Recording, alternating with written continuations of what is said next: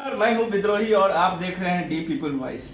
आज हमारे बीच में एक चर्चित चेहरा जिनका नाम राजनीति में जोर शोर से उछल रहा है, नाम है साहू भूपाल भारती। बहुत बहुत स्वागत है सर आपका हमारे इस शो में, जो शहर को खास लोगों को दर्शकों के बीच में पहुंचाने का काम करता है। तो स्वागत है आपका। आपका भी स्वागत है, सभी आपके सहयोगियों का स्वागत है, आपके चैनल से जुड़े सभी दर्शकों का स्वागत है।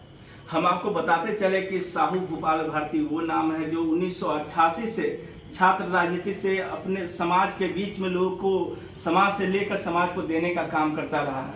आपको हम यह भी बताते चले कि इन्होंने कम्युनिस्ट पार्टी से तो अपने आंदोलन और संघर्ष के जीवन की शुरुआत की, लेकिन वर्तमान में भाजपा के अति पिछड़ा प्रकोष्ठ के कोषाध्यक्ष हैं और इसके साथ साथ अखिल भारतीय वैश्य महासम्मेलन के प्रधान महासचिव हैं। तो बात कुछ इस तरह से हम बैठ के इस चर्चा में चर्चा करने की।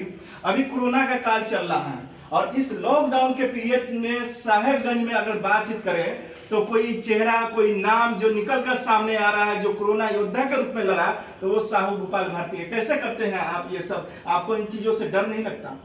देखिए, जिस तरह से कोरोना वैश्विक महामारी के रूप में गांव से लेकर शहर तक जिस तरह से घेराबंदी कर रहा था, तो हमको लगा कि घरों में कैद होकर मरने से बेहतर है कि हम जनता के बीच में, लोगों के बीच में अवेयरनेस पैदा करें।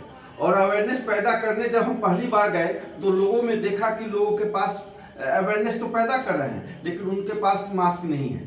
तो हमने देखा कि मास्क नहीं है, फिर उनके पास साबुन नहीं है या अन्य संसाधन नहीं है। तो मैंने क्या किया कि अपने निजी फंड से उन सभी लगभग अभी तक 50,000 लोगों के बीच में मैं वहां जाकर अवेयरनेस का काम किया और उनके बीच में मास्क और उसके बाद उनको साबुन और जो कोरोना योद्धा के रूप में, जैसे मान लीजिए वहाँ के मुखिया जी हैं, वहाँ के वार्ड जी हैं, वहाँ के सरपंच जी हैं, या सफाई कर्मी है, पुलिस कर्मी है, स्वास्थ्य कर्मी है, डॉक्टर्स हैं, ये सभी लोग जो लोगों की सेवा में लगे हुए थे, उनको कोरोना योद्धा के रूप में हमने सम्मानित करने का काम किया। और सम्मानित करके उनके साथ उनको जो भी लोगों के बीच में जाने के लिए जो संसाधन की जरूरत पड़ रही थी, हम उसको अपने व्यक्तिगत खर्च से देने का काम किया। ये मेरे लिए बहुत ही सौभाग्य की बात थी कि मैं लोगों के बीच में अवेयरनेस पैदा किया और लोगों को संसाधनों से कोरोना से जूझने के लिए मैंने उत्प्रेरित किया।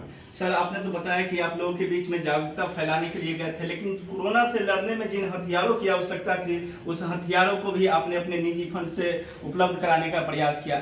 सर, एक बात जानना चाहेंगे, चूंकि आप भाजपा से जुड़े हुए हैं और जो भी व्यक्ति राजनीतिक पार्टियों से जुड़ा होता है उसके मन में कहीं ना कहीं ये ख्याल आता है कि अगर पार्टी मुझे टिकट दे तो हम किसी जगह से चुनाव लड़के और सदन में जाके जनता की आवाज को बुलंद करें। राजनीतिक गलियारों से ऐसी खबरें आ रही है, हम मीडिया कर्मियों के बीच में भी चर्चा का विषय बना रहता है कि साहू भूपाल भारती इस बार किसी जगह से चुनावी मैदान में उतरेंगे। क्या इसमें कितनी सच्चाई है? देखिए, हम भामाशाह के वंशज है। दानवीर भामाशाह राष्ट्र की सुरक्षा में सब कुछ अपना दान दे दिया था जी। आज अगर कोरोना संक्रमण के खिलाफ जो हमने लोगों के बीच में जाकर जागरूक करने का काम, उनको संसाधनों को उपलब्ध करने का काम, और जो लोग प्रवासी मजदूर आ रहे थे उनके पास भोजन या विभिन्न जो भी संसाधन की कमी थी, उसको मैंने जो अपने और कुछ अन्य लोगों से मैं सहयोग करवाया, यह मेरा कोई व्यवसाय नहीं था जी। हम निस्वार्थ भावना से कर रहे हैं।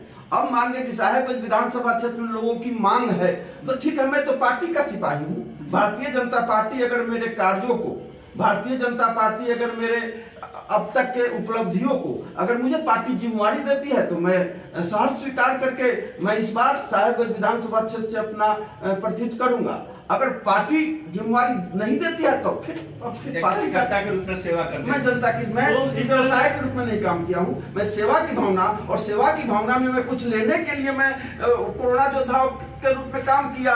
हम उपेक्षा करें कि हमको लोग टिकट दे दे, मैं इस पर विश्वास नहीं करता। चलिए, आपने बहुत बड़ी बात कही कि जब भी समाज के बीच में कोई आदमी काम करने के लिए जाता है तो उसके मन में यह भावना नहीं रहती है कि हमें इस जगह से कोई लाभ लेना है। इन्होंने जब शुरुआत की, धीरे धीरे चीजें आगे बढ़ती चली गई और आज इनके कामों का ही परिणाम है कि वहां से इनको टिकट देने की मांग उठने लगी है और लोग इस पर चर्चा कर रहे हैं। भविष्य में क्या होता है ये तो राज का विषय है, रहस्य का विषय है और इसको भाजपा आला कमान ही खोलेगी। सर, एक बात जानना चाहेंगे, अभी नगर विधानसभा क्षेत्र क्षेत्र में हम लोग बैठे हुए हैं और यहाँ से विधायक है श्री सुरेश शर्मा जी, जो नगर विकास आवास मंत्री भी हैं। शहरों में हम गए थे, कल जल जमाव को लेकर चर्चाएं चल रही थी। आज सुरेश शर्मा जी का एक घोषणा पत्र या यह कहें कि रिपोर्ट कार्ड जारी किया गया है कि हमने 5 वर्षों में क्या विकास का काम किया गया। क्या विकास हुआ है सर? अभी भी सड़कों पर जल जमा हुआ है और पूरी तरह से शहर है सो डूबा हुआ है। लोग है सो कह रहे हैं कि स्विमिंग पूल हर घर के सामने बना दिए हैं। देखा जाए, चूंकि विकास का कोई माने खास परिभाषा नहीं है जी। हम पिछले 30 वर्षों से मुजफ्फरपुर शहर में विद्यार्थी जीवन से यहाँ हैं, विभिन्न सामाजिक और राजनीतिक गतिविधियों में हैं। पहले क्या होता था, वर्षा होती थी और एक एक सप्ताह तक जल जमाव रहता था। अब क्या है कि वर्षा हो रही है, आज से लेकर कल तक जल जमाव मैक्सिमम जगहों पर समाप्त। मैं कल स्वयं सदर अस्पताल के रोड से गुजर रहा था, मुझे काम से सदर अस्पताल में मुझे जाना था, तो मैंने देखा कि वहां पर ठेहुन में पानी था। और आज फिर मैं उसी सदर अस्पताल की ओर मूव किया हूं तो उसके रास्ते पर आज पानी नहीं था। तो ठीक है, मोती झील, चूंकि मोती झील की बनावट कुछ इस तरह का है कि जहां पहले 15-15 दिनों तक पानी लगा रहता था, अब 1-2 दिनों में पानी निकल रहा है। यह मैं समझता हूं कि यह प्रयास है, नगर बदलाव की शुरुआत हुई है, धीरे धीरे चीजें बदलेगा। 100 वर्ष का कोढ़िए के द्वारे पार होता नहीं है। लंबी बीमारी है, लंबी मुजफ्फरपुर शहर की लंबी विरासत में मिली हुई है नाम मोती झील। लोग मोती झील माने मानते हैं, लेकिन मैं पहले से देख रहा हूं कि बहुत तेजी के साथ सुधार हुआ है। इसके लिए मैं श्री सुरेश शर्मा जी, जो स्थानीय विधायक हैं, जो सौभाग्य है कि बिहार के नगर विकास मंत्री और आवास मंत्री भी हैं, उन्होंने बहुत प्रयास किया।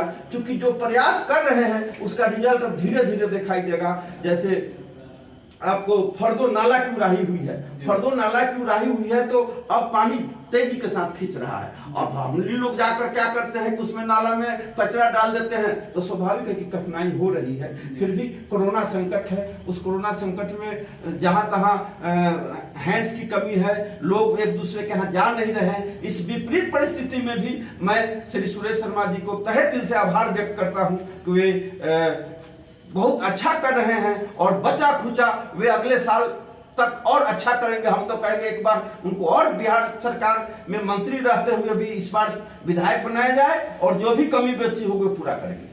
सर, आपसे आखिरी सवाल जानना चाहेंगे कि अभी कोरोना चल रहा है, कोरोना के दरमियान में विभिन्न वीडियोज सामने में आ रहे हैं। जैसे एनएमसीएच का किसी लड़के ने वीडियो शेयर किया था जिसमें कोरोना का मरीज का मरने के बावजूद उसका लाश है सो हॉस्पिटल में पड़ा हुआ था। अभी होम डिपार्टमेंट के अंडर सेक्रेटरी फुटपाथ पर एम्स के बाहर में लेटे हुए थे।